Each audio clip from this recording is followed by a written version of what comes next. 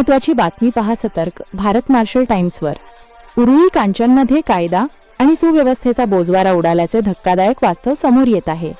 गेल्या काही महिन्यांपासून उरुळी कांचन पोलीस ठाण्याच्या हद्दीत सर्व प्रकारचे अवैध धंदे खुलेआम सुरू असून नागरिकांमध्ये तीव्र संताप व्यक्त केला जात आहे।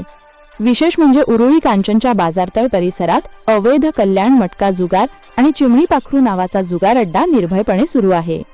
धक्कादायक बाब म्हणजे हा जुगार अड्डा उरुळी कांचन पोलीस स्टेशन पासून अवघ्या 700 ते 800 मीटर अंतरावर असूनही कोणतीही ठोस कारवाई होत नाहीये।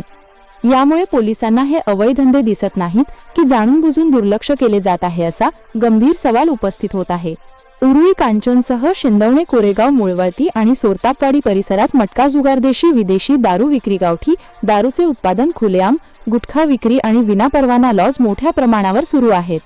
परवाने नसताना हॉटेलमध्ये सर्रास मद्य विक्री होत असल्याचेही चित्र आहे। या अवैध धंद्यांमुळे महिला युवक आणि सामान्य नागरिक त्रस्त झाले असून परिसरातील शांतता पूर्णपणे भंग पावत आहे। भांडणे मारहाण चोरी आणि दहशतीचे प्रकार वाढले आहेत। हे सर्व सुरू असताना उरुळी कांचन पोलीस नेमके करतात तरी काय? पोलीस प्रशासन गप्प का आहे की या अवैध धंद्यांना अप्रत्यक्ष पाठबळ दिले जात आहे? वेळीच कठोर कारवाई न केल्यास परिस्थिती हाताबाहेर जाण्याची शक्यता असून वरिष्ठ पोलीस अधिकाऱ्यांनी तात्काळ लक्ष घालावे अशी जोरदार मागणी उरुळी कांचन व परिसरातील नागरिकांकडून होत आहे।